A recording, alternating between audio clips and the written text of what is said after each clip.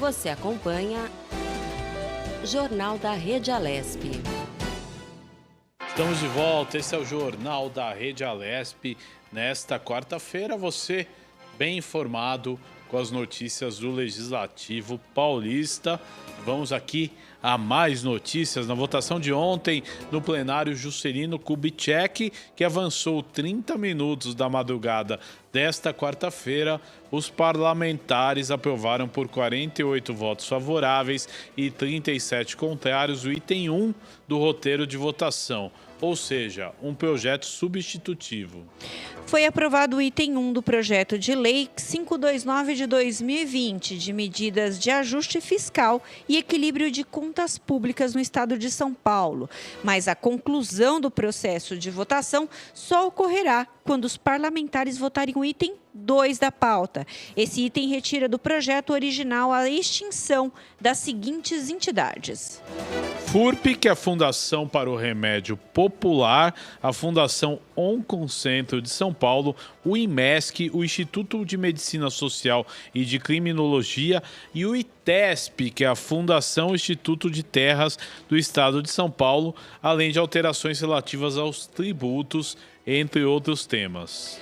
Depois da votação do item 2, o projeto será enviado ao governador para sanção, nas propostas de autoria do próprio governador João Dória. Consideradas de enxugamento da estrutura administrativa, está a extinção de entidades denominadas descentralizadas.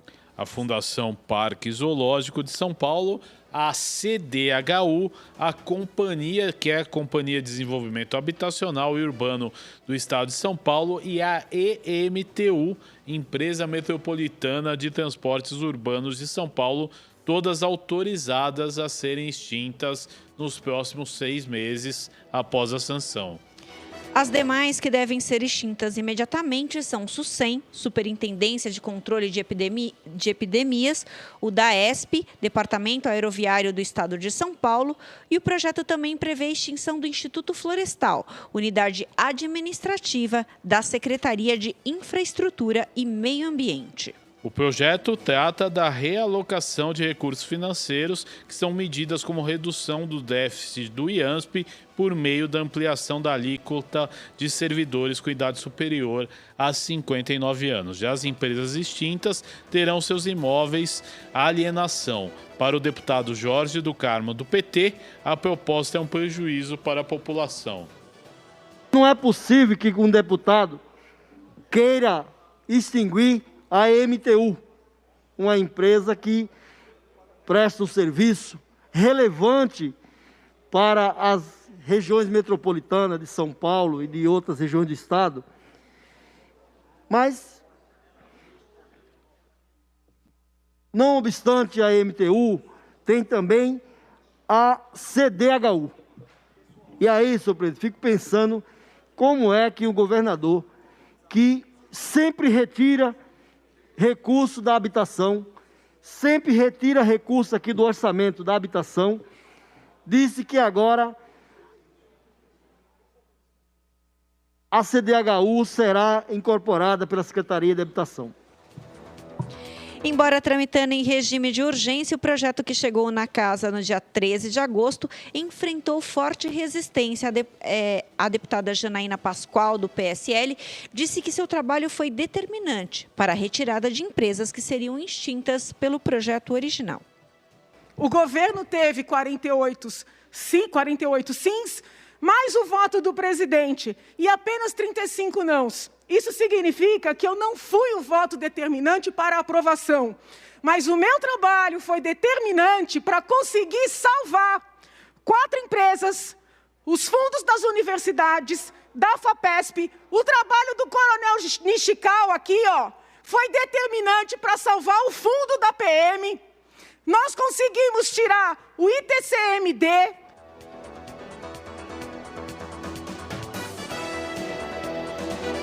Em ofício junto ao projeto, o governo do estado expõe que a pandemia do novo coronavírus aumentou as despesas públicas ao mesmo tempo em que as receitas diminuíram.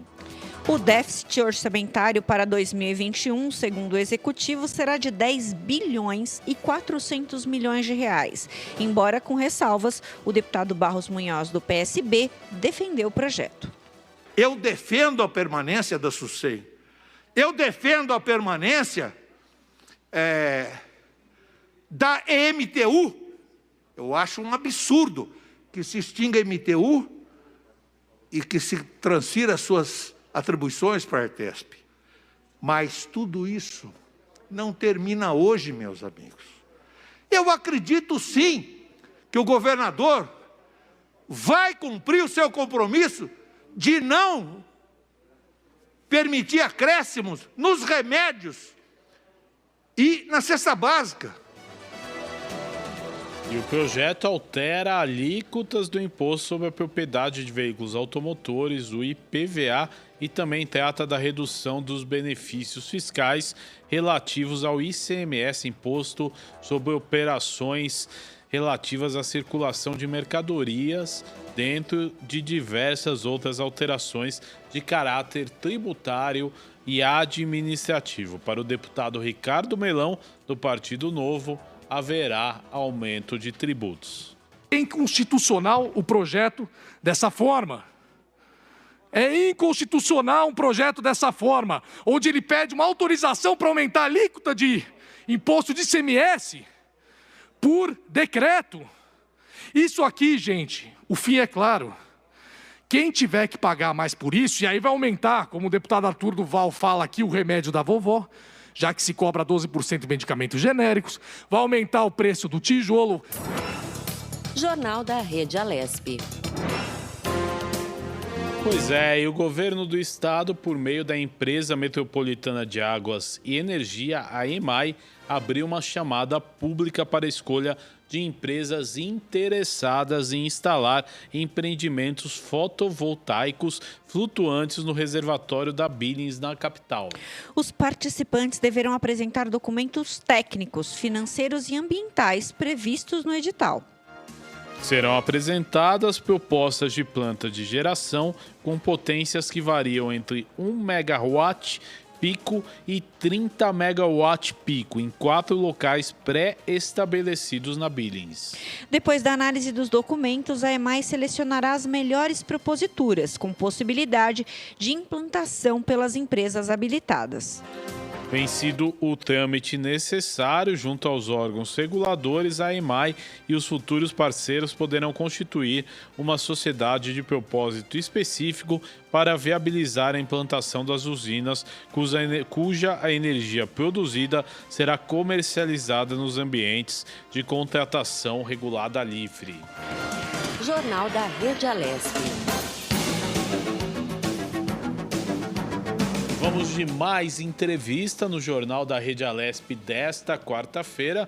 Nosso contato agora é com a Bianca Alves, que é especialista em educação. Ela vai nos falar sobre aulas virtuais mais atrativas para as crianças. Bom dia, boa tarde, Amanda, seja bem-vinda ao Jornal da Rede Alesp. Bianca, perdão. Boa tarde, Amanda.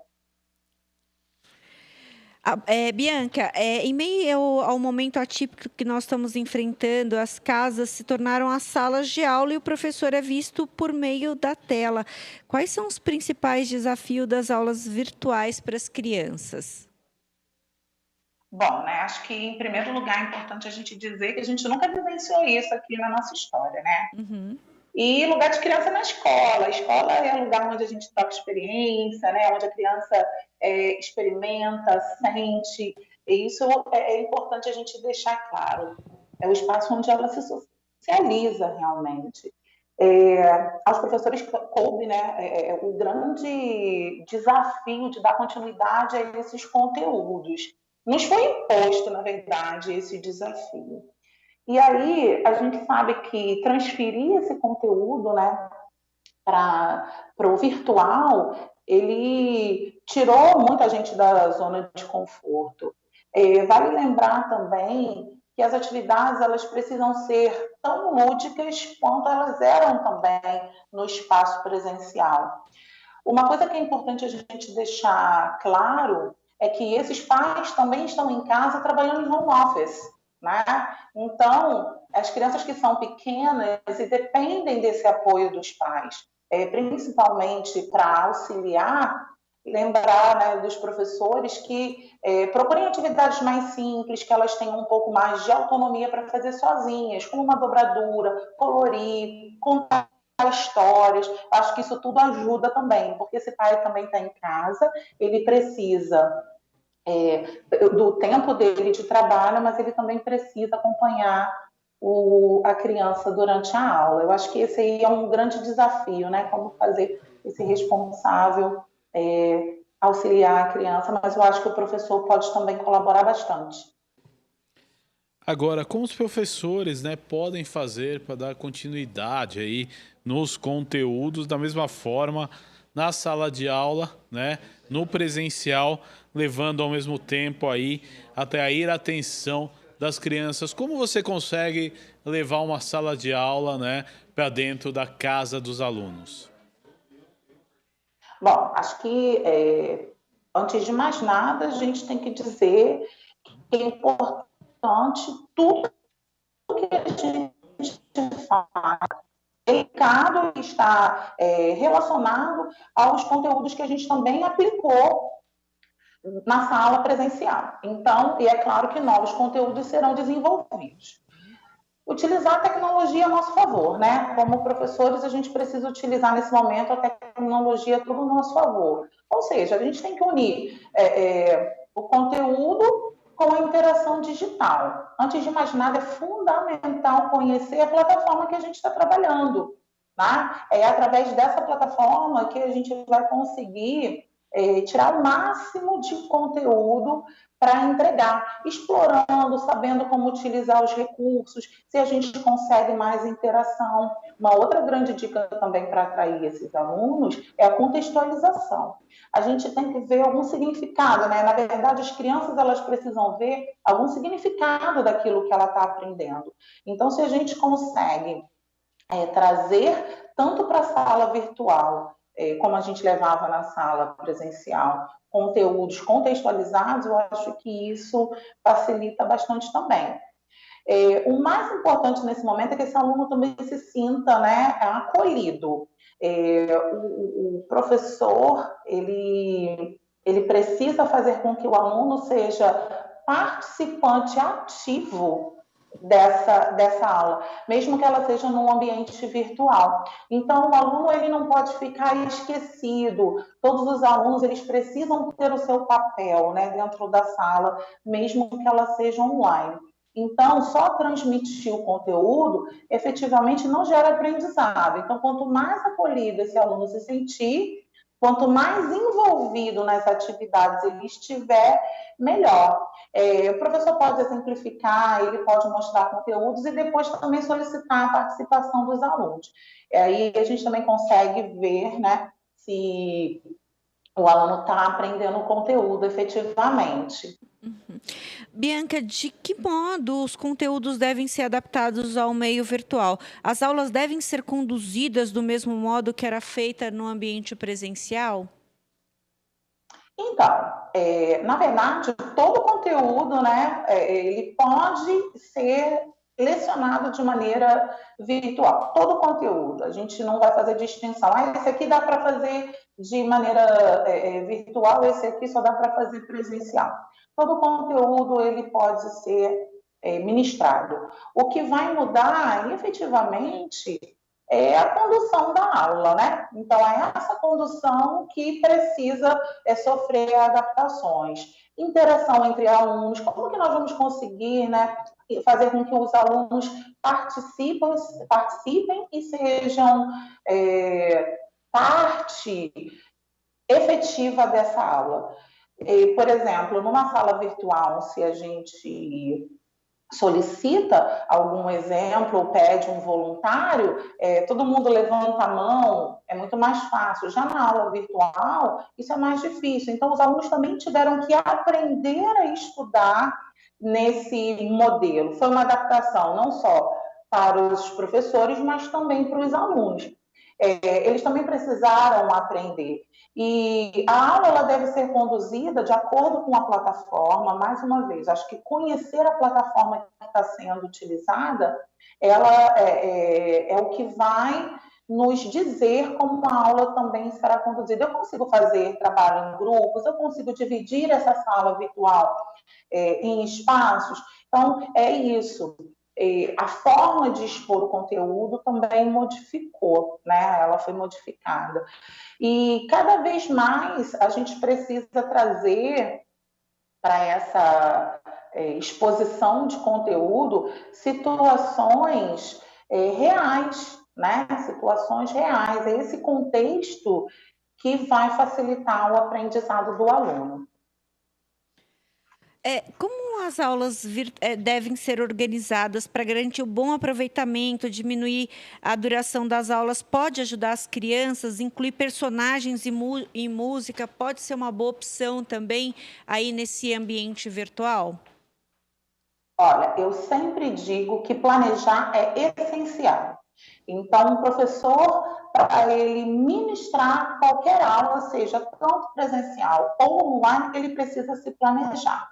Então, organização, isso é o que a gente precisa, e planejamento. Então, essa aula ela precisa ser planejada com objetivos claros, com atividades assertivas, e aí não tem como a aula dar errado, entende? Focar no conteúdo principal é fundamental para um bom aproveitamento. Então, assim, eu preciso ensinar hoje um conteúdo. O que os meus alunos precisam sair dessa aula aprendendo e o que eles precisam produzir ao final dessa aula? Então, para garantir um bom aproveitamento, é essencial um bom planejamento. E a criança que ela é estimulada, ela não vai desanimar. Por exemplo, eu posso dizer que na escola onde eu trabalho, a gente não reduziu a carga horária. Então, eu acredito que diminuir a carga horária dessas aulas não é um problema. Então, a gente não mexeu nessa carga horária, porque ela pode ficar entediada tanto na sala de aula presencial, quanto na sala de aula virtual, se ela não for estimulada. A criança ela tem que ter papel ativo. No processo de ensino-aprendizagem, a criança ela está incluída ali.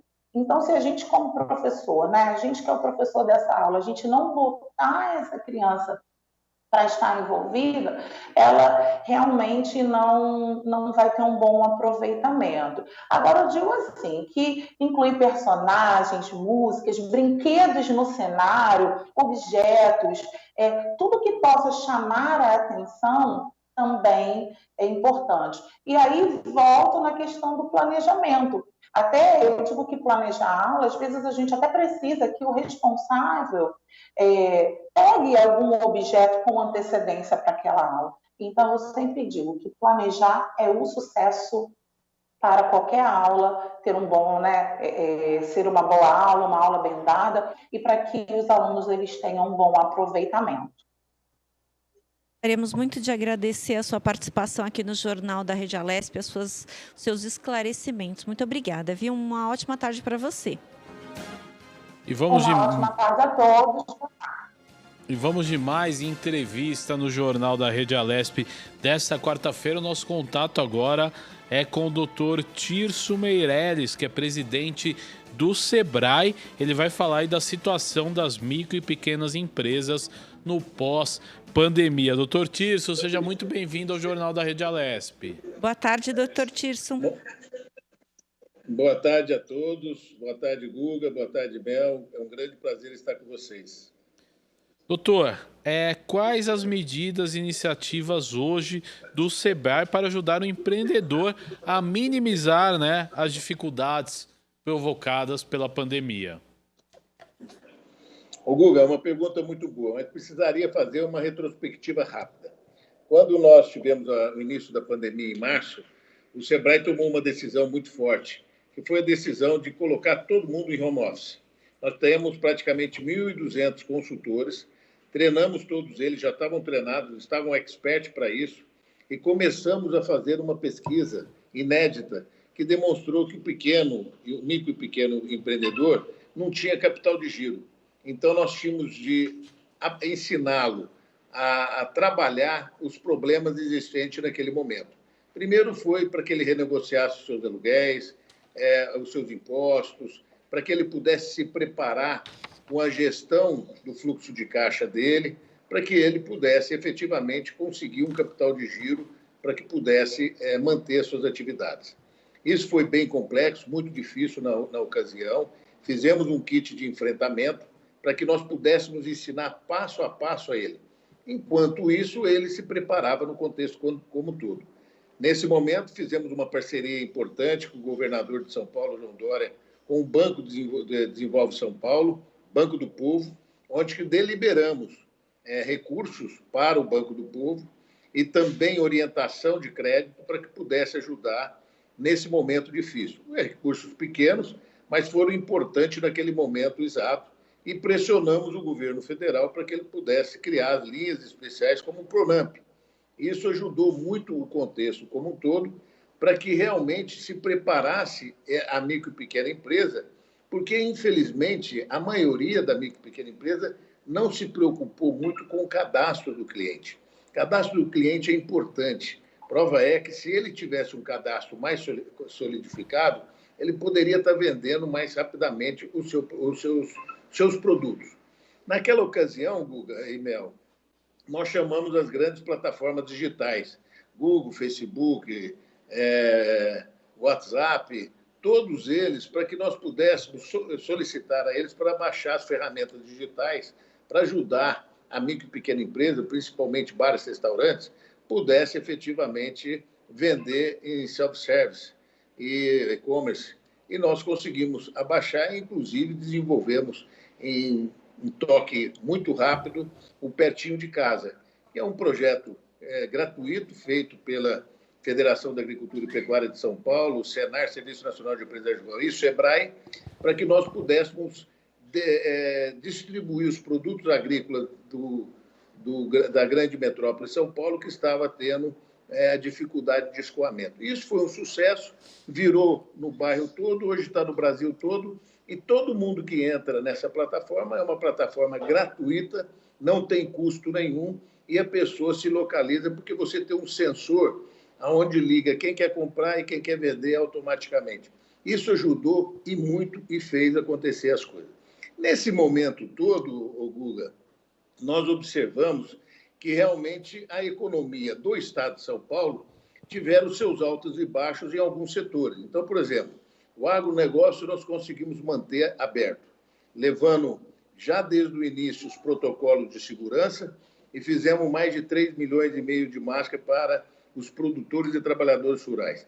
Então, você vê que o escoamento aconteceu e realmente não faltou produto. Tivemos um problema com o transporte, com os caminhoneiros, fizemos um trabalho junto com o Tarcísio, o ministro da Infraestrutura, nos ajudou muito e nós conseguimos que os caminhões não parassem e conseguíssemos a continuação das exportações e do abastecimento. Isso foi muito importante naquela ocasião. E aí você tem um outro setor que também não parou, que foi a indústria da construção. Esse setor também foi muito importante. E tivemos 2 meios setores que continuaram trabalhando, que foi o farmacêutico e que foi também a transformação digital. Então, a economia de São Paulo, ela teve um movimento importante que a retomada agora está sendo pujante, está sendo importante.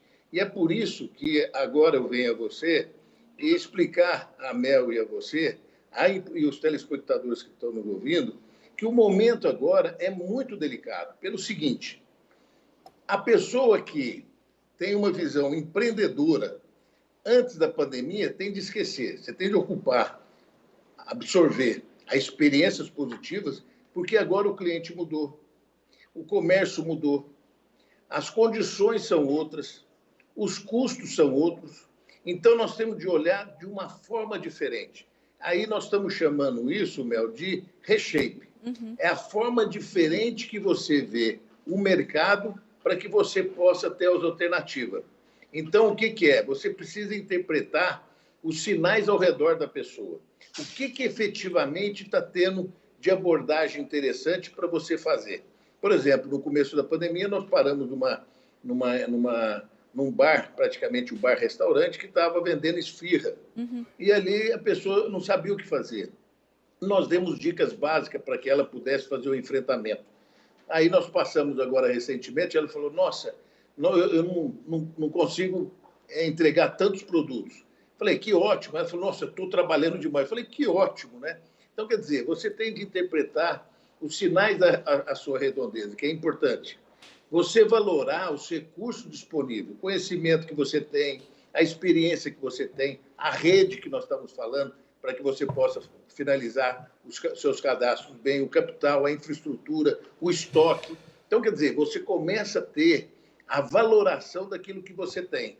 Substitua o sentimento de perda. Muita gente fala assim, poxa, eu perdi o emprego, eu perdi a minha empresa. Então, utiliza o lado positivo da possibilidade da construção, a possibilidade de você olhar o copo cheio, não vazio, para que você possa definir as suas premissas, os seus objetivos a partir de agora. E mobiliza outras pessoas que estão ao seu redor. Faz a conectividade intensamente com outras pessoas. Mantenha o propósito frente aos objetivos e às dificuldades que você está obtendo no dia a dia. Agora, sem dúvida nenhuma, tem de pensar na melhoria da coletividade. Você tem de ser mais solidário do que nunca nesse momento. Planeje o custo em curto espaço de tempo e faça a sua realidade um processo importante de execução. Aí sim você vai ter transparência e energia para você construir todo esse processo. A partir daí, Mel e Guga, você tem a possibilidade de abrir as oportunidades necessárias, como, por exemplo, nesse período de pandemia, aumentou praticamente quase 1 milhão de microempreendedor individual. Porque aquele cabeleireiro que estava fechado, ele começou a ser ele cabeleireiro e indo em casa. Ele fez o protocolo, acompanhou o protocolo, aqueles clientes viram que realmente o protocolo era importante, ele continuou. Você pega as academias, muitas que ficaram fechadas, muitas pessoas se tornaram professores via Skype, trabalhando junto por vídeo para que as pessoas pudessem fazer efetivamente a sua ginástica. Escola, como fechou, mas ela estava virtualmente, muitos professores começaram a dar aula virtual. Então, abriu um leque de oportunidades muito grande. As pessoas que estão no mercado de informática, pessoas que estão no mercado de TI, cresceu muito. As ferramentas que foram utilizadas na melhoria para que você pudesse fazer, como hoje nós estamos fazendo essa videoconferência, nas casas das pessoas. Então, abriu um movimento muito grande e positivo. Então, eu vejo que agora nós temos a responsabilidade dos protocolos, nós temos de continuar usando as máscaras, álcool gel e distanciamento para não ter segunda onda e aproveitar essa oportunidade, porque realmente as pessoas estão procurando aqueles empresários com transparência, que faz o trabalho digno e que tem a oportunidade para o processo como um todo. Doutor Tício, a gente sabe que as micro e pequenas empresas têm um potencial gigantesco. O brasileiro é super criativo, a gente traz negócios interessantes aí a cada dia, a gente sabe disso.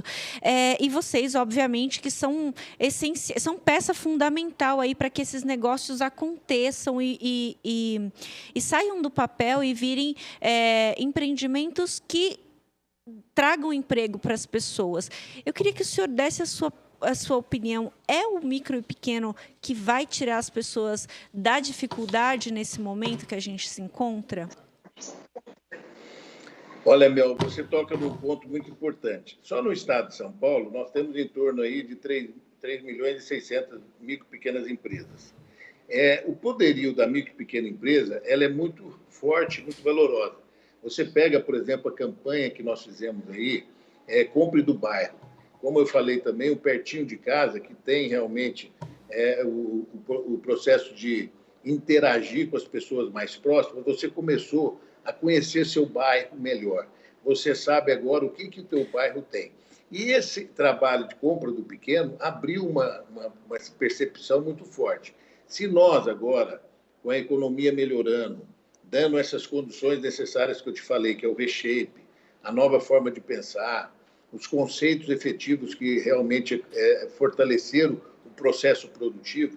Imagina agora, você poder contratar uma pessoa a mais em cada momento desse da micro e pequena empresa. Se nós temos 3,6 milhões, imagina, vamos colocar uma pessoa, são 3,6 milhões de pessoas que poderão agregar nesse processo como um todo. Então, eu acredito muito, com todos esses procedimentos, que foi viabilizado a nível financeiro, que foi viabilizado cursos gratuitos. Então, hoje você entra no 0800 570 0800 do Sebrae, você tem lá todos os cursos que você tem gratuitamente, e a partir daquele curso que você fez, tem alguma dúvida, tem um mentor à sua disposição.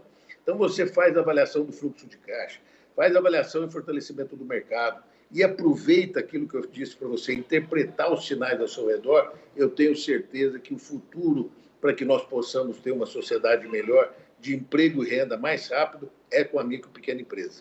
Tirso, eu quero agradecer muito a tua presença no Jornal da Rede Alesp desta quarta-feira e já convido para você voltar aqui na Rede Alesp para a gente falar mais sobre esse assunto que é tão importante, né, para a população. Muito obrigado, viu, Tirso?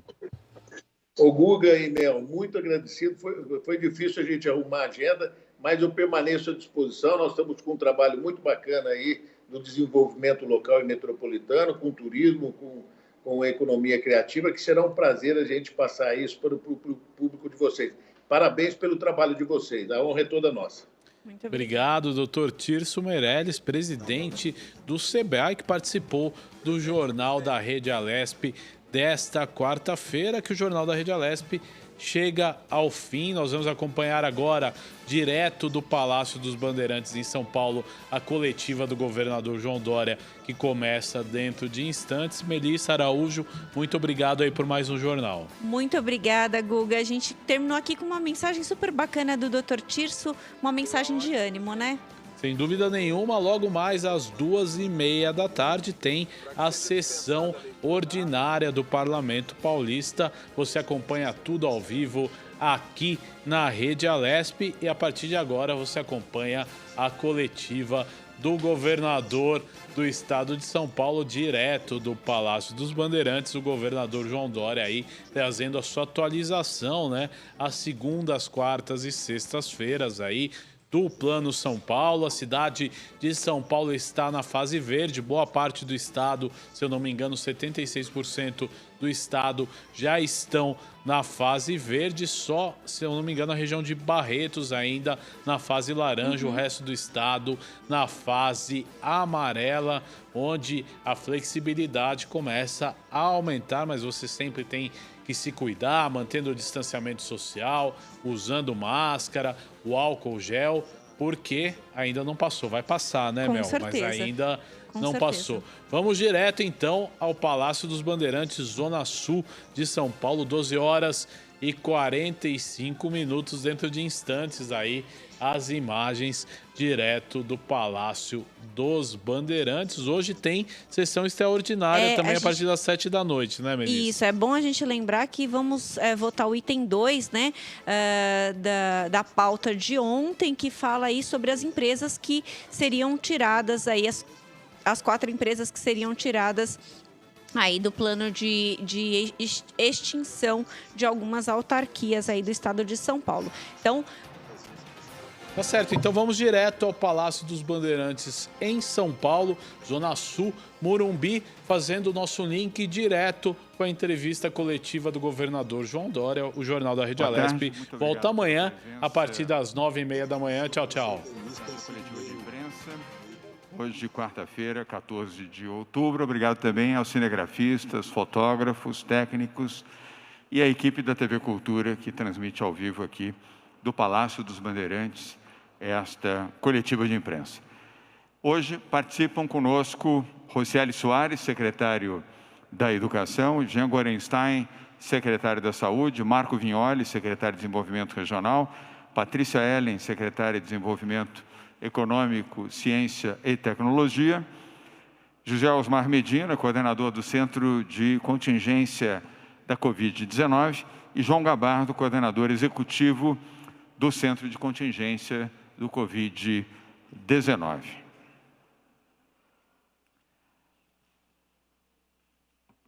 nas mensagens de hoje. A primeira é sobre a reforma administrativa, projeto de modernização administrativa que foi aprovado ontem à noite na Assembleia Legislativa do Estado de São Paulo. É a mais ampla reforma administrativa já feita no país e uma mudança justa e necessária. A modernização administrativa era um compromisso de campanha do nosso governo, portanto, uma proposta que foi aprovada pela maioria dos eleitores e agora aprovada pela maioria dos deputados estaduais na Assembleia Legislativa de São Paulo. Agora, vamos ter um Estado mais enxuto, mais ágil e mais eficiente. Um projeto de combate aos desperdícios, duplicidade de funções e desequilíbrios. Volto a mencionar aqui que o nosso governo é um governo liberal, um governo pró-mercado e um governo que entende que um Estado menor é mais eficiente e produtivo, principalmente no atendimento aos mais pobres, aos mais humildes e que precisam do apoio na educação, na saúde, na segurança pública e na habitação popular. A modernização mantém São Paulo no campo da responsabilidade fiscal e permitirá que o Estado de São Paulo continue a pagar salários em dia, manter os seus investimentos, conforme já mencionei, em saúde, educação, assistência social e habitação popular. É isso que se espera de um governo responsável, atendendo quem mais precisa, os mais humildes, os desvalidos e os mais pobres em São Paulo. Quero reafirmar também o compromisso que assumimos com os parlamentares e com a sociedade civil de São Paulo. Não haverá nenhum aumento de imposto na cesta básica de alimentos e na cesta básica de medicamentos. E todas as alterações que foram propostas e a suspensão momentânea de incentivos fiscais em São Paulo é válido por 24 meses. Ao término desse período, tudo retornará no mesmo status em que temos atualmente nesta questão, neste tema específico. É um esforço concentrado para manter a qualidade fiscal e a capacidade do Estado de pagar as suas despesas e realizar os seus investimentos. O nosso governo continuará trabalhando para reduzir desigualdades e proteger os mais pobres e os mais vulneráveis. E quero, finalizando neste tema, cumprimentar os 48 deputados na Assembleia Legislativa de São Paulo que votaram favoravelmente a este projeto de modernização administrativa e votaram pelos mais pobres e pelos desvalidos.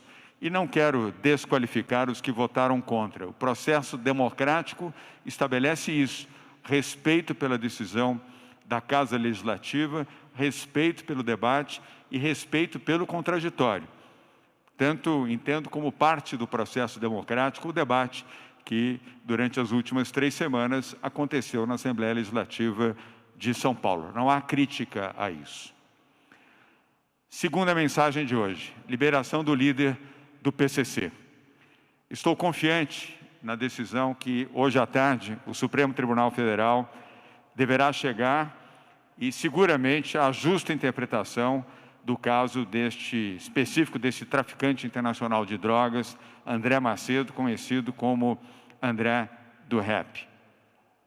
De fato, quero reafirmar como governador de São Paulo e como cidadão, estou indignado quando um criminoso condenado 2 vezes em segunda instância a 25 anos e 8 meses de prisão é libertado por uma decisão monocrática de um juiz do Supremo Tribunal Federal, no caso específico, o ministro Marco Aurélio Mello.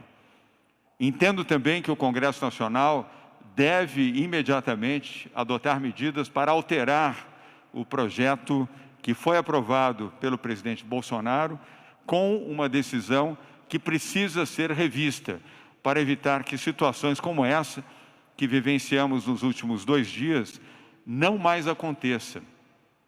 A imagem do criminoso, deste criminoso, André do Rap, saindo do presídio de segurança máxima de São Paulo, pela porta da frente e ingressando numa BMW, é um deboche à opinião pública, um deboche à polícia de São Paulo e um deboche àqueles que acreditam que o crime deve ser condenado. Os condenados devem cumprir a prisão na cadeia e não serem liberados, como acabou ocorrendo com André do Rep. A Polícia de São Paulo levou meses para conseguir chegar até este criminoso, traficante e chefe do PCC e prendê-lo numa mansão à beira-mar em Angra dos Reis, no Rio de Janeiro. Este homem é um milionário que enriqueceu às custas da vida das pessoas, do tráfico internacional de drogas e, como traficante, certamente já levou à morte muitos jovens que consomem cocaína e outras drogas, fruto do tráfico de um elemento como esse. É lamentável que um líder do PCC tenha sido liberado por um magistrado, um juiz experiente e vivido como Marco Aurélio de Mello. Deixo aqui consignado como governador, e repito, como cidadão e como pai de família, o absurdo de uma medida como essa. Lugar de bandido é na cadeia. Terceira e última mensagem antes das informações. Hoje realizamos a nossa 20ª reunião do Comitê Empresarial Solidário. Há 8 meses, quase 8 meses, esse grupo se reúne para apresentar propostas e a solidariedade com doações para a saúde, para a educação, para a alimentação dos mais pobres e medidas de atenção aos mais vulneráveis em São Paulo. Com as doações acumuladas na reunião de hoje, ou seja, doações feitas pelo setor privado, alcançamos em São Paulo 1,8 bilhão de reais. É o maior volume de doações já feito em qualquer tempo para uma finalidade humanitária. Por isso, quero agradecer às 402 empresas que fazem parte deste comitê e às mais de 200 que fizeram doações, que somaram hoje 1,8 bilhão de reais. Doações em dinheiro, em produtos e em serviços, repito, para a educação, para a saúde, para a alimentação e para o atendimento aos mais pobres e desvalidos em São Paulo. Todas as doações auditadas pela Pricewaterhouse, que também doou o seu serviço de auditagem ao governo de São Paulo. E agora vamos aos temas de hoje. 3 temas, e serei breve, temas todos da educação. Primeiro tema, o governo de São Paulo vai distribuir 750 mil chips com internet gratuita para alunos e professores da rede estadual de ensino. Serão beneficiados 500 mil estudantes mais vulneráveis, inscritos no cadastro único do governo federal, e 250 mil professores da rede pública de ensino no estado de São Paulo. O investimento é de 75 milhões de reais para a aquisição dos chips, que começam a ser distribuídos logo no início do próximo mês, o mês de novembro. Este é mais um passo que damos em busca da integração dos nossos alunos e professores ao ensino digital durante a pandemia. No começo de abril, como sabem, criamos o Centro de Mídias, com aulas em tempo real na TV aberta, através da TV Cultura, e no celular, com internet gratuita, beneficiando 3.500.000 alunos das escolas públicas estaduais. No final de setembro, anunciamos o subsídio para a aquisição de 161 mil computadores para professores da rede estadual de ensino. E agora, com a distribuição desses 750 mil chips, vamos dar um suporte necessário aos alunos que mais precisam e para diminuir a evasão escolar. Os chips vão possibilitar o acesso aos aplicativos e sistemas que não utilizam dados patrocinados pelo Centro de Mídias. Os chips possibilitam que os alunos mais vulneráveis façam ligações e troquem mensagens com professores dos seus celulares. É uma ferramenta fundamental de aprendizado e um contato com os estudantes mais carentes que estão fora da escola nesse período tão triste da pandemia no Brasil. Segunda informação, também da educação. O governo de São Paulo começa a testagem com 19 mil alunos e servidores da rede estadual de ensino. Começa amanhã, quinta-feira, 15 de outubro, a testagem para o coronavírus de 19 mil alunos e servidores das escolas públicas estaduais. São 10 mil estudantes, 9.300 profissionais de educação das escolas em todas as regiões do Estado. É um inquérito amostral e, sobre isso, Rocieli Soares, secretário da Educação do Estado de São Paulo, oferecerá mais detalhes. Terceira e última informação, também da educação. O governo de São Paulo transfere o ponto facultativo de 15 de outubro, dia do professor, para sexta-feira, dia 16 de outubro. A medida vale para todos os servidores da educação que trabalham nas escolas, diretorias regionais de ensino e centros de mídia, e vale também para as ETECs e FATECs do Centro Paula Souza.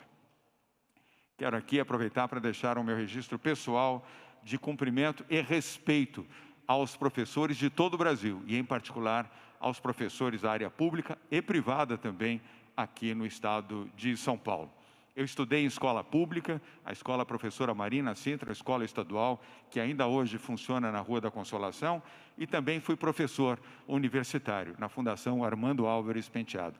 Tenho muito orgulho da minha passagem por uma escola pública estadual e também da minha condição de professor universitário na FAAP. Professor é uma das profissões mais nobres que existem, engrandece o cidadão e marcam a vida de um estudante para sempre. Por isso, muito obrigado a todos os professores de São Paulo e do Brasil. Dito isso, vamos iniciar nas informações complementares, seremos breves, com Rocieli Soares, secretário da Educação do Estado de São Paulo. Bom, boa tarde a todos. Obrigado, governador. Fazer uma breve apresentação aqui com os pontos principais já apontados pelo governador. Pode passar, por favor. Primeira coisa é que a gente está sempre com a filosofia, pode passar, de ninguém fica para trás. Obrigado. Especialmente focado neste ano, com todos os riscos em relação ao abandono escolar, à evasão. A gente tem quase 5 vezes mais chance para aqueles que mais precisam, que são mais vulneráveis de abandono. Isso é um temor muito grande, especialmente no final dos anos finais, ou seja, 8º e 9º ano e ensino médio.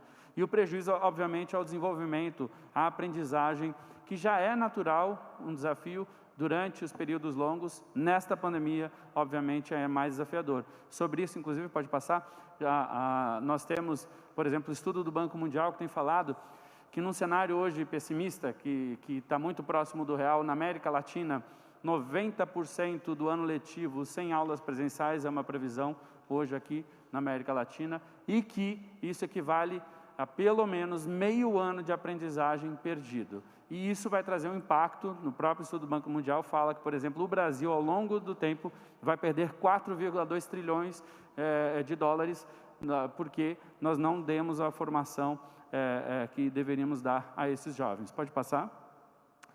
Temos ainda um enorme desafio, né? Nós temos que considerar que o aluno pode regredir, né? A gente vê isso muito com a suspensão das aulas, especialmente em idades tenras, onde a criança, por exemplo, que está em processo de alfabetização ou aprendendo a falar na educação infantil, ela muitas vezes está regredindo no número de palavras. Se ela falava 200, 300 palavras, ela está falando menos palavras, por exemplo. Se ela estava num processo de alfabetização, ela pode estar recuando. Então, esse é um dos nossos grandes desafios, com um déficit mínimo de 30% da proficiência mínimo para os nossos estudantes. Pode passar?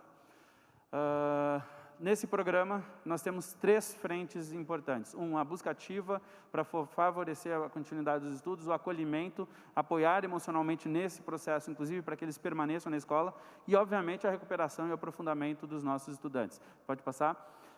Dentro disso, nós temos na busca ativa aqui algo fundamental. É como entender quais são aqueles que têm maior risco de abandono. A Secretaria já tem trabalhado com um sistema que usa inteligência artificial para predizer quais são os alunos que têm mais chance e aí atuar com eles. Obviamente, neste ano, isso é muito mais fundamental e a gente vai gerar alertas para quais os estudantes têm mais chance de abandono. Com isso, a gente monitora a situação desses alunos mais vulneráveis e foca muito mais naqueles que precisam, especialmente trazendo um atendimento diferenciado, articulado com profissionais da escola, com a diretoria de ensino e a própria equipe central da secretaria. E gerando aqui um engajamento, né? Não basta identificar, nós temos que engajar esse menino, essa menina, para que eles não abandonem a escola neste momento, porque as tentações contrárias serão muito altas, considerando a crise econômica, considerando uma série de fatores. Pode passar? Nós temos que olhar para o acolhimento, isso é fundamental, a gente já falou sobre os psicólogos da educação, a gente já falou uma série de coisas, mas algo importante é diagnosticar como é que está a situação desse estudante, como eles estão se sentindo, trazer um documento orientador que a gente vai estar produzindo com atividades para diferentes faixas etárias, com perfis diferenciados para esse processo de acolhimento. É muito distinto como se acolhe uma criança de 6 a 10 anos, por exemplo, ou um jovem que esteja no ensino médio. E, obviamente, muito trabalho de formação e orientações, tanto aos nossos profissionais, como também para as famílias nesse processo. Pode passar? E dentro do processo de recuperação, nós temos um eixo de várias ações que estão sendo trabalhadas. Foco nas habilidades mais essenciais de dentro do currículo, uma avaliação diagnóstica e formativa constante, nós já vamos iniciar à medida que as aulas retornam, para não deixar ninguém para trás, um acompanhamento, recursos didáticos, tanto materiais impressos e digitais, quanto formação focada no uso desses materiais e tecnologia, onde o Centro de Mídias vai continuar apoiando a aprendizagem. Pode passar. E ampliar o tempo do aprendizado para aqueles que mais precisam é fundamental. Então, nós teremos no ano que vem 500 mil alunos participando do ensino híbrido, que é ter estudo individual dirigido além da escola. Então, ele vai, por exemplo, para a escola de manhã e à tarde ele fará horas a mais. Serão mais 7 horas de aula por semana para esses alunos mais vulneráveis, que vão incluir aulas com, inclusive, games, jogos, vídeos, exercícios digitais e algo muito importante, esses alunos terão um acompanhamento específico, uma monitoria. Um professor acompanhará 4 estudantes nesse processo durante a semana para saber aonde eles estão, como eles estão e como olhar para o seu plano individual de recuperação. Pode passar? Serão mais de 75 milhões de reais investidos na conectividade de alunos e professores, com a compra de 750 mil chips com os serviços de internet para os alunos e para os professores, internet e também uso de ligação para que eles possam realizar a busca ativa. Uma coisa importante, governador, que eu gostaria de destacar, inclusive cumprimentando o secretário Mauro Ricardo, muito disso aqui está viabilizado por conta da aprovação da reforma, senão nós não teríamos condições de ter orçamento para o próximo ano. Então, a viabilização efetiva de programas como esse, a manutenção, foi porque nós não teremos diminuição de recursos e, pelo contrário, teremos um investimento, um potencial de investimento no momento que mais precisamos na história da educação paulista. Pode passar? A aquisição dos chips, então, para os alunos vai garantir essa atividade de reforço, a atividade de busca ativa para os nossos profissionais. Nós teremos, então, 500 mil chips que serão distribuídos entre alunos do 8º e 9º ano e ensino médio, para os que são mais vulneráveis, a compra de 250 mil chips para os servidores da educação trabalharem na busca ativa e no próprio programa de recuperação. Serão 3 gigas por mês para os estudantes e 5 gigas por mês para os servidores, mais ligações e mensagens que eles poderão fazer para as famílias e para os próprios estudantes. Pode passar? Hoje, nosso grande desafio não tem sido equipamento, apesar de também ser uma preocupação. Estamos concluindo algumas licitações, algumas questões de melhoria de equipamentos de acesso, mas algo fundamental é que a gente tem visto que, por exemplo, alunos do ensino médio têm o equipamento, o que eles não têm é o acesso à internet. Estamos falando dos mais vulneráveis. Praticamente 100% dos nossos alunos hoje têm equipamentos próprios, mas não conseguem acessar, muitas vezes, pela falta da internet ou pela falta da conectividade em si. Então, esse é um desafio importante que nós estamos dando um passo aqui para os 500 mil alunos mais vulneráveis da rede. Pode passar. Lembrando que aqui a gente está falando que os alunos precisam retornar às escolas com a busca ativa. Então, ali na base, embaixo, nós temos o retorno como fundamental. A permanência, garantir que os alunos permaneçam na escola e tenham um acompanhamento para estarem engajados é fundamental com as melhores práticas que a gente tem no mundo, e isso é um passo extremamente importante. O aumento do tempo pedagógico para aqueles que mais precisam, com atividades online em casa, com aumento da conectividade, aqui nascendo a educação híbrida em tempo integral no estado com 500 mil alunos. E a aprendizagem, obviamente, é o principal foco, né? No final das contas, o que a gente quer é que as crianças aprendam mais e tenham mais oportunidade assim para as suas vidas. Pode passar? Concluindo, governador, amanhã, 15 de outubro, Dia do Professor, talvez uma das datas mais importantes, para mim, a mais importante da nossa sociedade, eu acho que pode passar, acho que vale fazer uma menção a todo o trabalho que os nossos profissionais da educação, especialmente os nossos professores, têm feito durante esse tempo de pandemia.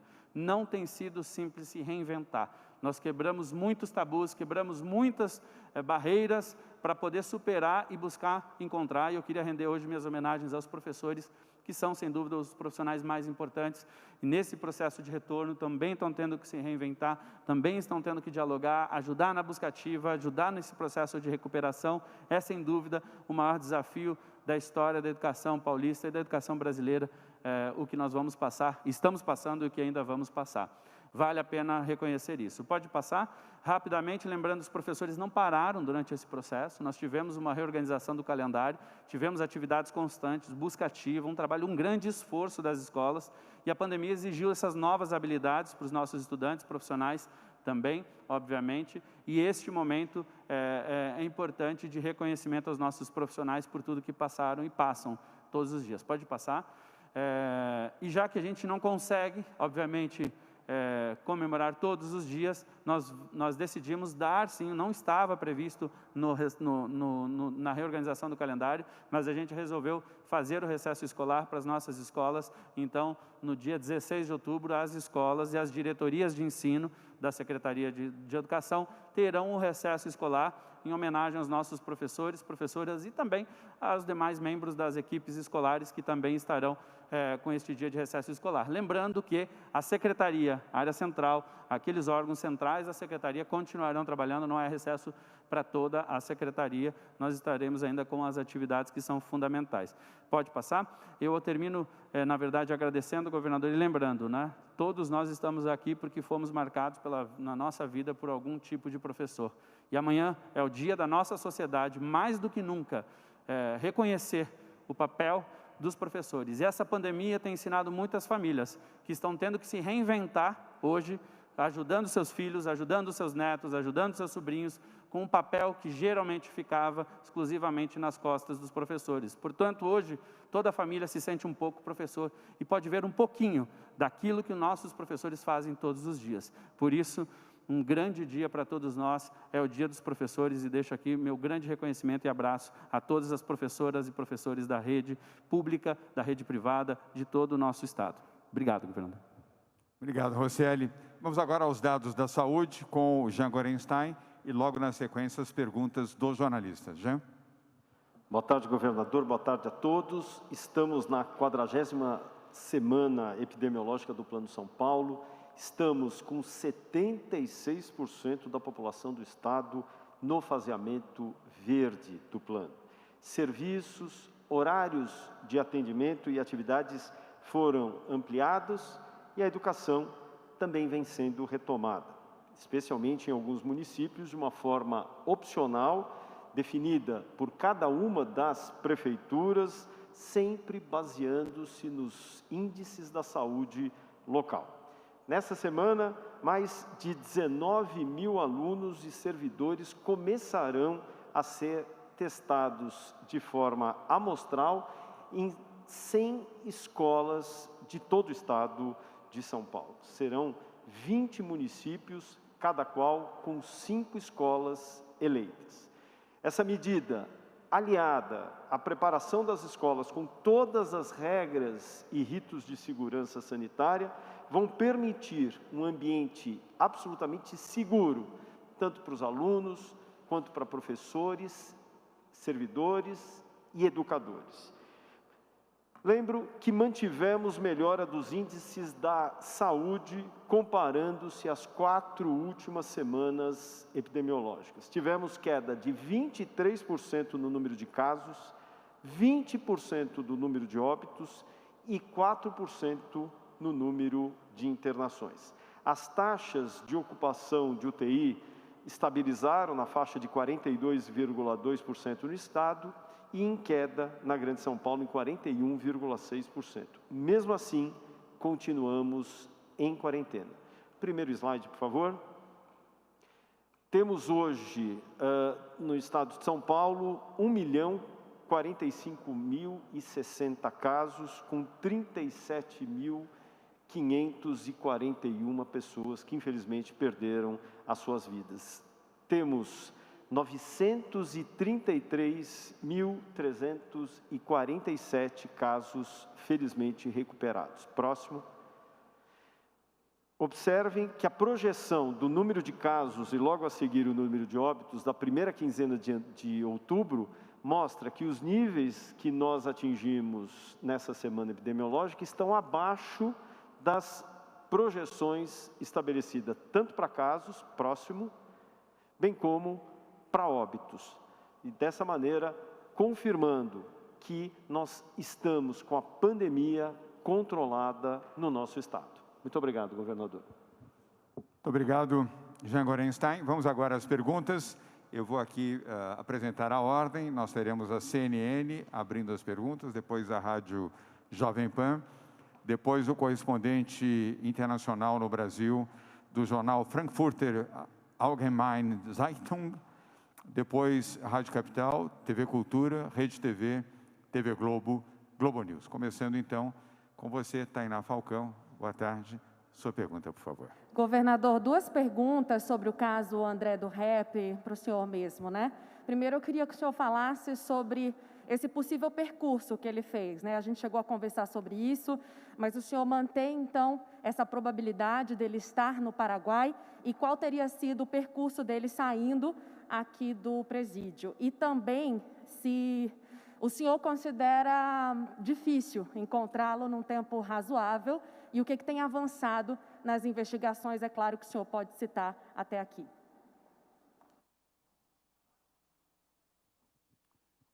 Tainá, primeiro volto a lamentar a decisão do ministro Marco Aurélio Mello, que colocou em liberdade um bandido condenado em segunda instância a 25 anos e 8 meses de prisão. Ele colocou também em risco todo o esforço da Polícia de São Paulo, que levou meses para chegar até o André do Rap, em Angra dos Reis, e prendê-lo e colocá-lo numa prisão de segurança máxima. Portanto, eu volto aqui a lamentar a decisão de um magistrado, que alega não ter aberto a capa de um processo. Ora, como se não abrir a capa de um processo pudesse dar justiça entre o julgamento de alguém que roubou um pão numa padaria e alguém que rouba milhões de reais e faz tráfico internacional de entorpecentes, como esse André do Rap. Ele se evadiu, ele não ficou, evidentemente, na sua casa esperando que a polícia voltasse ali para bater a sua porta. Se evadiu, foi para Maringá, no estado do Paraná. Do estado de Maringá, se dirigiu a uma outra cidade e aí, aparentemente, ao pegar um jatinho, se dirigiu ao exterior. Não se sabe se ao Paraguai, à Bolívia ou à Colômbia, mas há suspeita que ele esteja em um desses 3 países. A Polícia de São Paulo acionou imediatamente a Polícia Federal, com quem mantemos uma excelente relação. A Polícia Federal, também seguindo um entendimento com a Polícia de São Paulo, acionou a Interpol. Hoje, André do Rap está entre os mais procurados pela Interpol no mundo, e a Polícia de São Paulo, juntamente com a Polícia Federal e a inteligência dessas polícias, estão tratando de reencontrá-lo.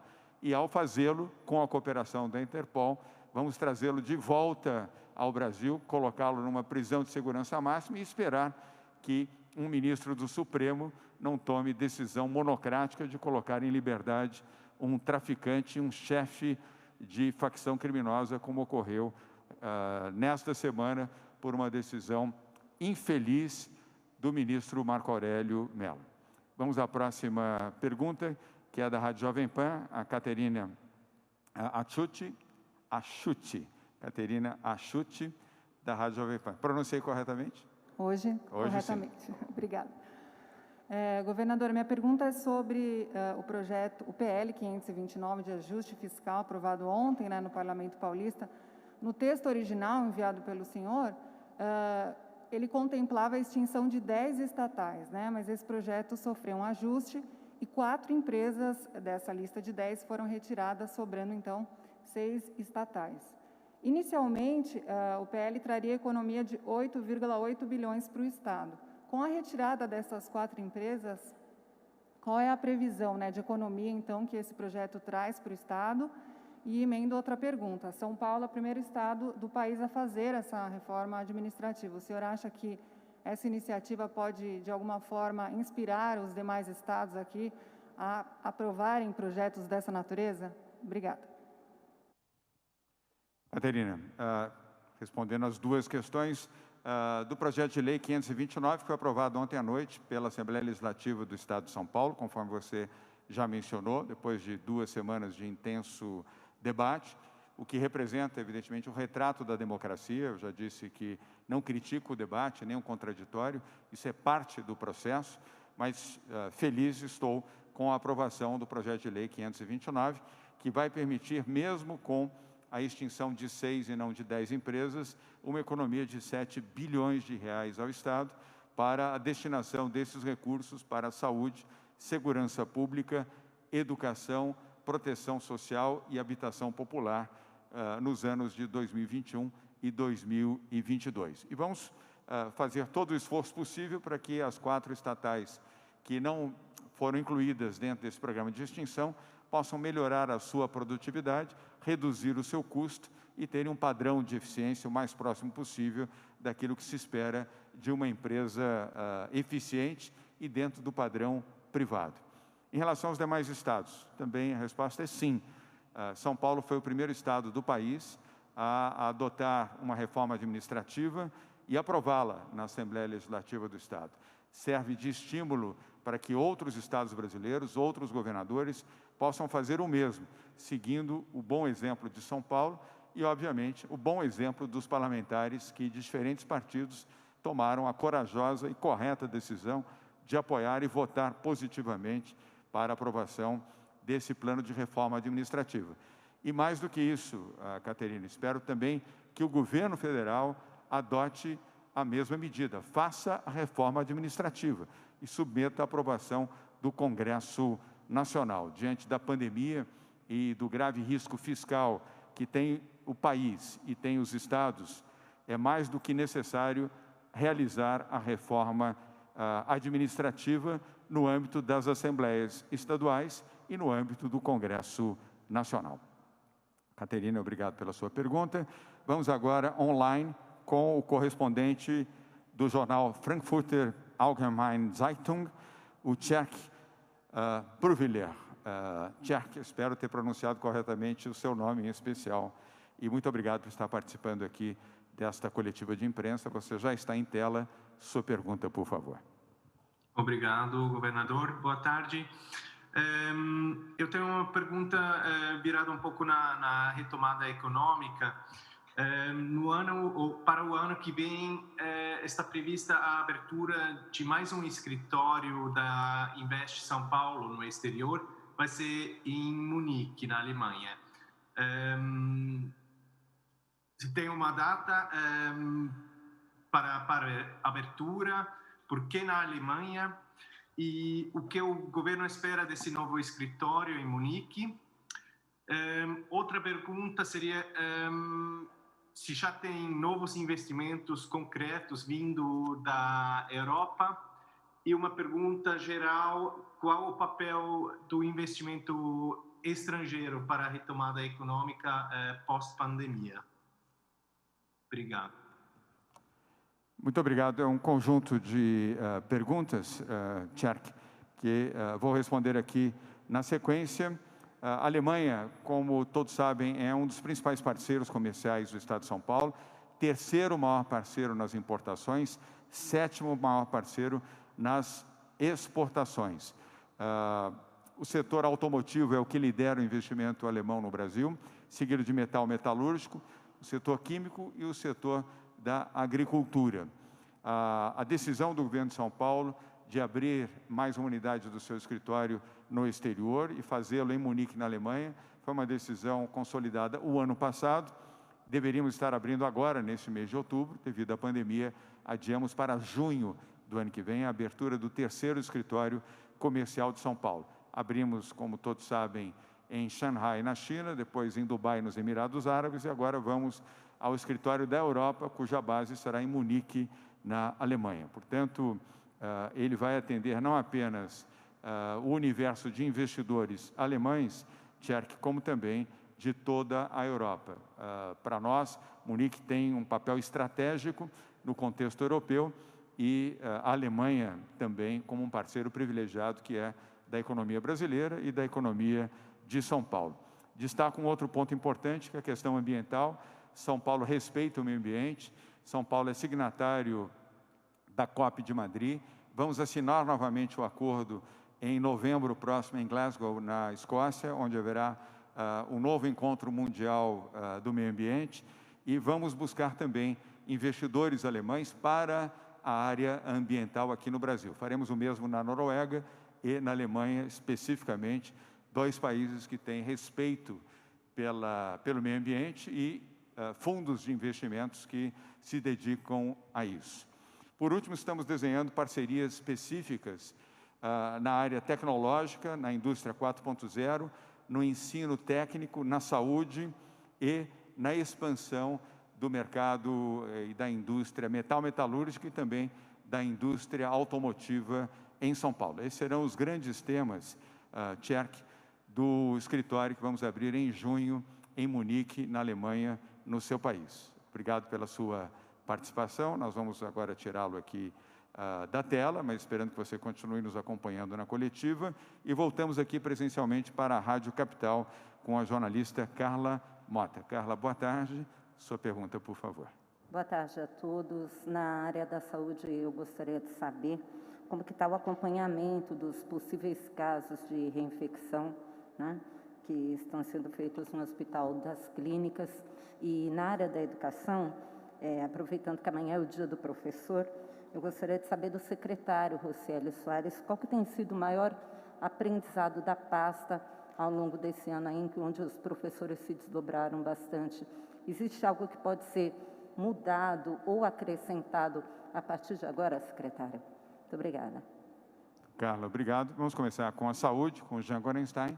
Se Gabardo e Medina desejarem, poderão intervir também. Jean.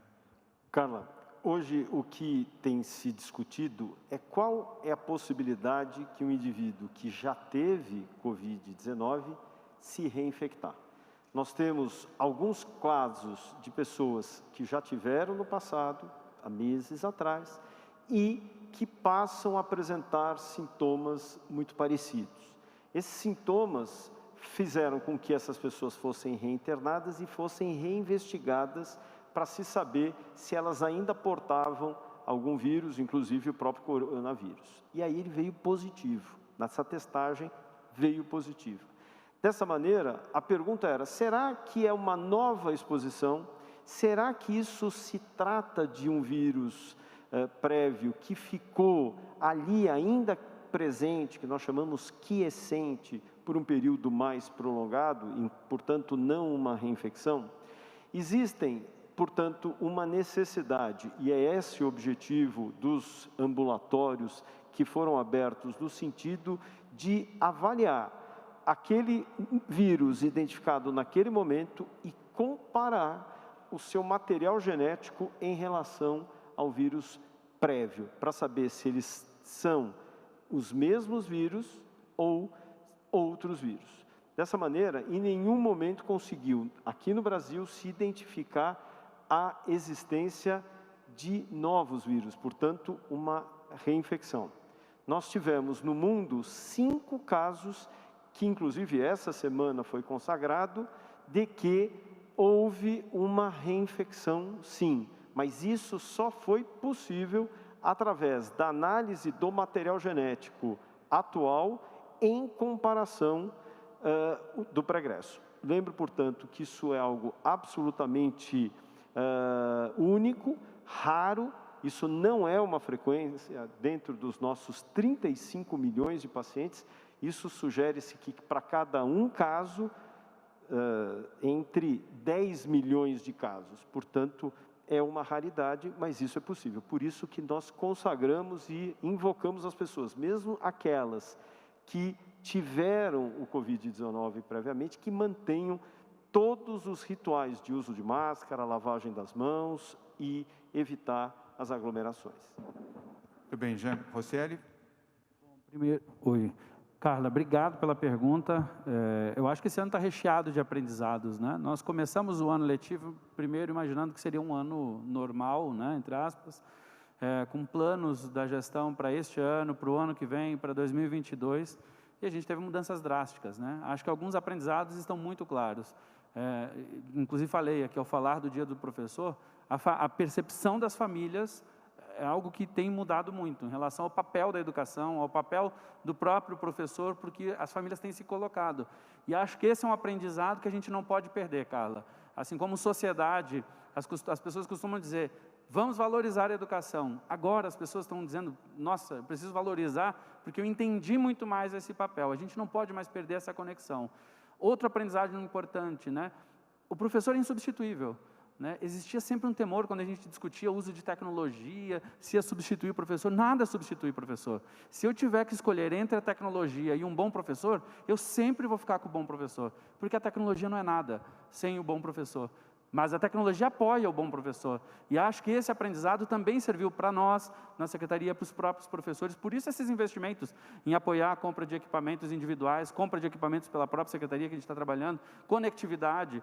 E esse também é um ponto fundamental de aprendizado. A desigualdade que a gente sempre soube que existia, ela fica muito gritante no momento de tanta dificuldade como essa. Eu acho que o grande aprendizado é que a gente vai ter que dar muito mais apoio para quem mais precisa, para realmente não deixar ninguém para trás. É um conjunto de aprendizado, Carla, desse ano, e eu acho que não acabou, né? A gente está ainda num processo de aprendizado que vai até 2021, até 2022, como eu disse, nada se compara, já tive longos anos aí na educação, em vários momentos, em distintas situações, mas nada se compara ao que a gente está vivendo hoje.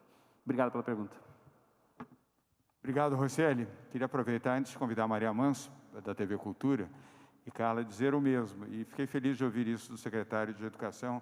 Entre a tecnologia e um professor, eu fico com o professor. A minha vida foi marcada por bons mestres, tanto na escola privada, enquanto pude pagar, e depois na escola pública, quando não mais pude pagar.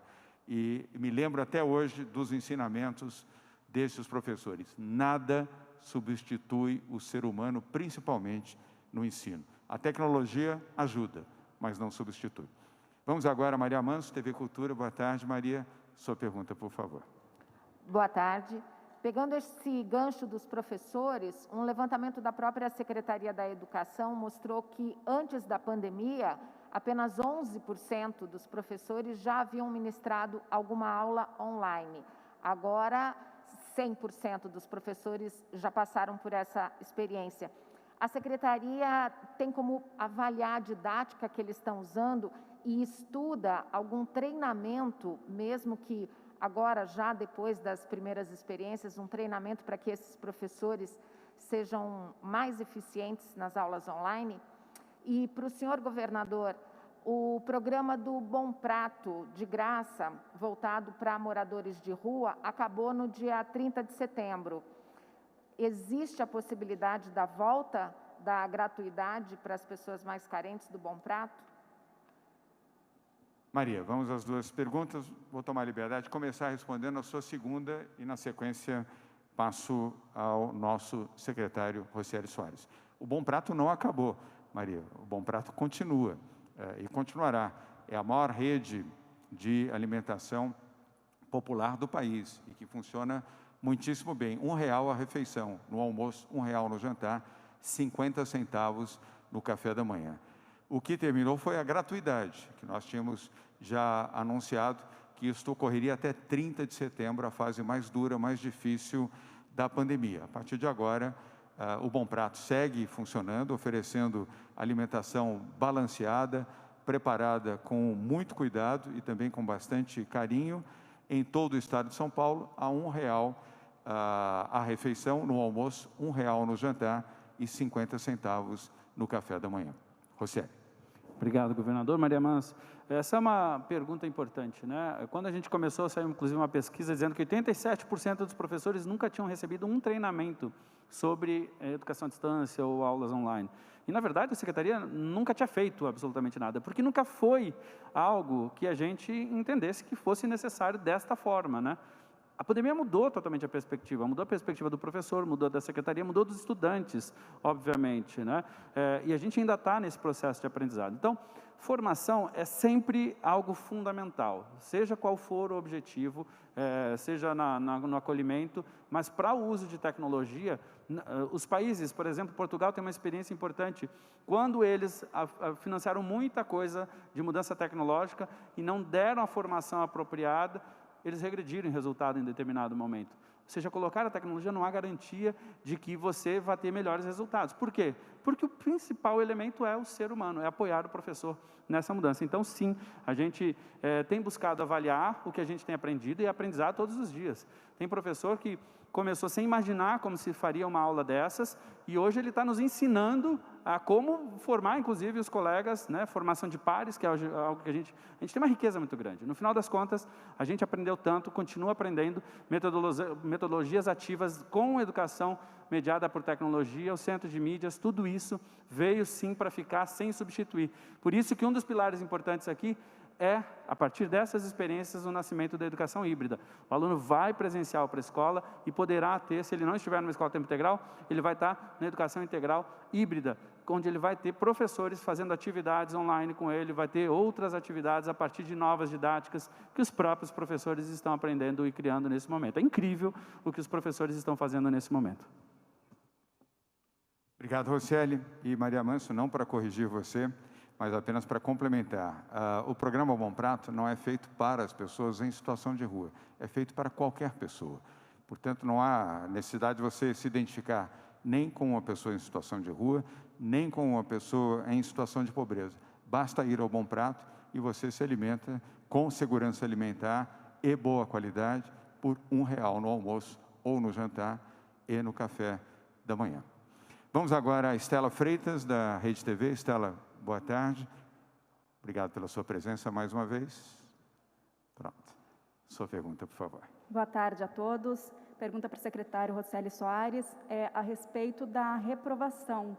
O Conselho Nacional de Educação recomenda que evite a reprovação, né? É uma decisão das escolas, mas queria saber o posicionamento da secretaria com relação a isso também, se existe algum tipo de orientação. E o governador, eu gostaria que comentasse, por gentileza, uma afirmação do secretário executivo Elcio Franco a respeito da Coronavac, que diz que a situação de desenvolvimento dessa vacina é semelhante às outras e que o Ministério não poderia comprar o que ainda não existe. Então, comentário de sexta-feira passada. Muito obrigada.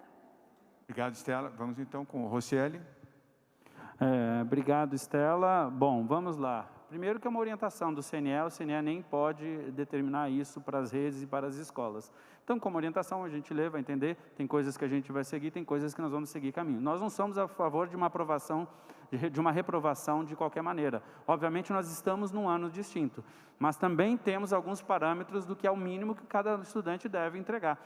Então, nós temos hoje, estamos em discussão hoje já dentro da Secretaria com alguns membros do Conselho, deveremos até a próxima semana aprovar, junto ao Conselho Estadual, normas específicas da rede estadual e orientações para as demais redes, que também não poderemos determinar a política de cada uma das escolas privadas ou das redes municipais.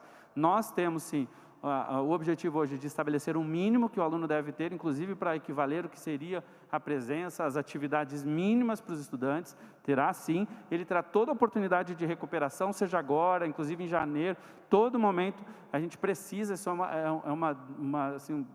é algo fundamental para a gente, não dá para deixar ninguém para trás, mas também não dá para progredir absolutamente de qualquer maneira. Este ponto de equilíbrio tem sido uma grande discussão nossa com os professores.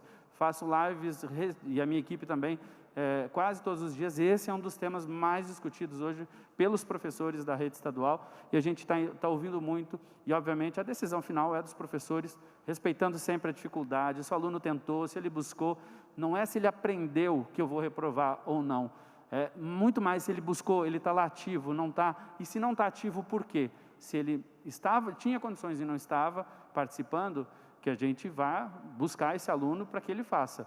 Mas se ele não entregar, ele não pode. Se eu não entreguei porque eu não tenho condições, lembrando que a gente tem material impresso, material de todas as maneiras, justamente para dar oportunidade para todos. Então, nosso caminho é o equilíbrio das duas coisas.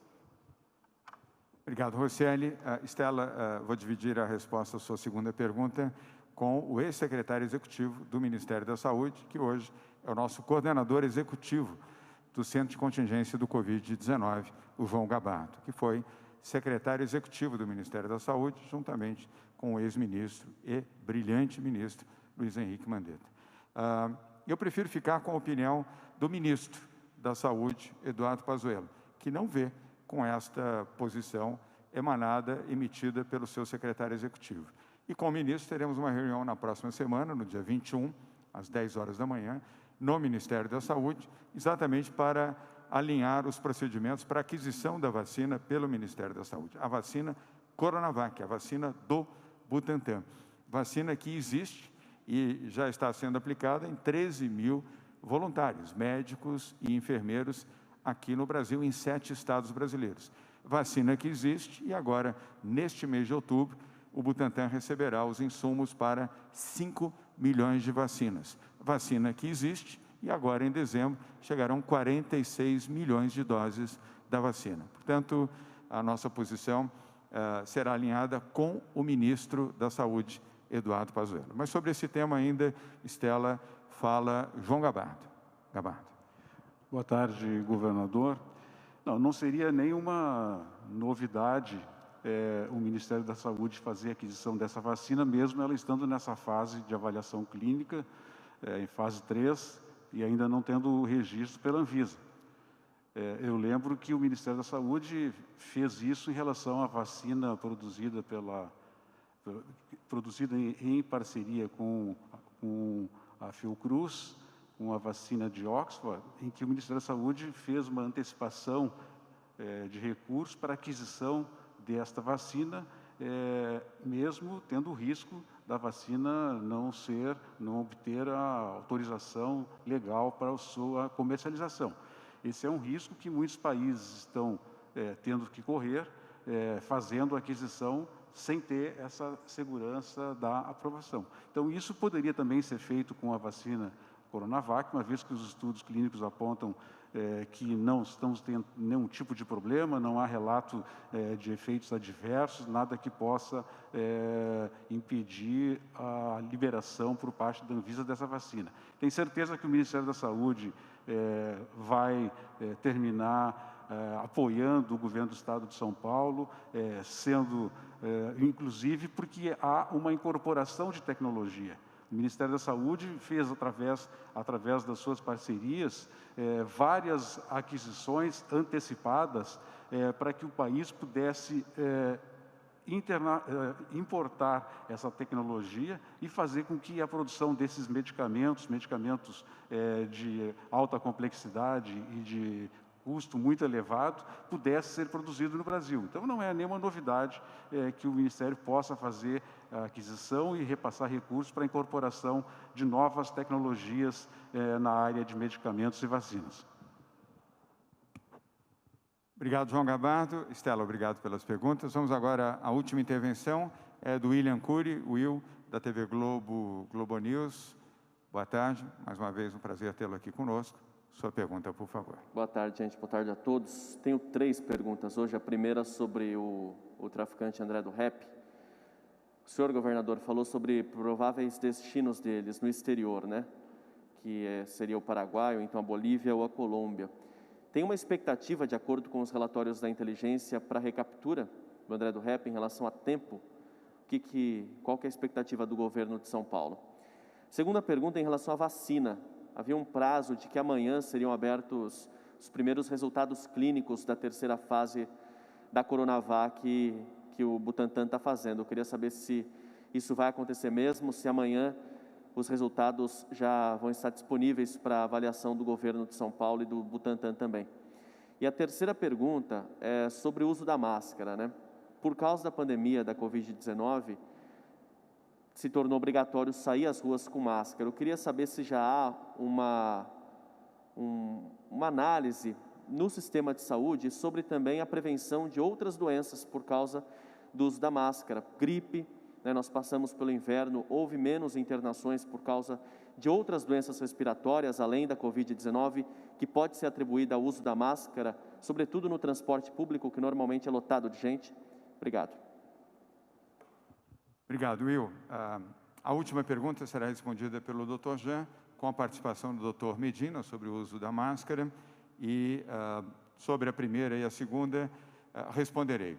No tema da vacina, especificamente, sexta-feira, agora, dia 16, nós teremos os resultados conclusivos da terceira fase de teste da vacina do Butantan. E já na coletiva de segunda-feira, o presidente do Instituto Butantan, Dimas Covas, apresentará aqui a todos vocês os resultados. Até aqui, todos eles positivos. Nenhuma colateralidade em relação aos 13 mil voluntários, médicos e enfermeiros que foram vacinados em 7 estados brasileiros. Em relação a André do Rep, nós teremos hoje uma reunião do Conselho de Segurança Pública do Estado de São Paulo, às 19 horas, com o general Campos, que é o secretário de Segurança Pública do Estado de São Paulo, que, aliás, está aqui presente ao nosso lado, e também a cúpula da Polícia Civil e Militar. E aí poderemos ter uma posição mais segura para a informação aos jornalistas. Lembrando também que, a partir de agora, estamos atuando em conjunto com a Polícia Federal do Brasil e com a Interpol, para localizar o criminoso e líder do PCC, que foi liberado por um ato do ministro Marco Aurélio Mello, e agora a Polícia Brasileira, a Polícia de São Paulo, a Polícia do Paraná, estão em busca, e provavelmente com a Interpol também, para localizá-lo e reconduzi-lo à prisão, de onde ele nunca deveria ter saído. Agora, sobre o uso da máscara, Jean Gorenstein e Medina. William, a gente viu ao longo da pandemia de que não só o distanciamento, mas a utilização das máscaras foi um método muito claro para se diminuir o contágio de vírus respiratórios, inclusive do próprio coronavírus.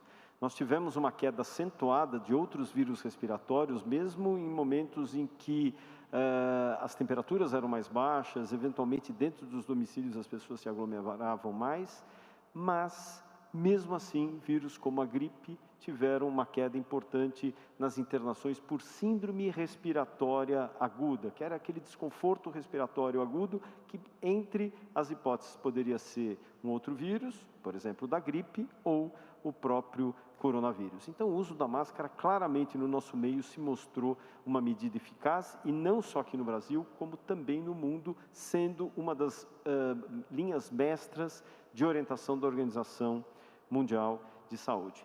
O Estado de São Paulo passou a exigir a utilização do uso de máscaras. Mais de 5.000 abordagens foram feitas, com 620 autuações para aquelas pessoas que reincidiram ou se negaram a fazer o uso da máscara como forma de proteção.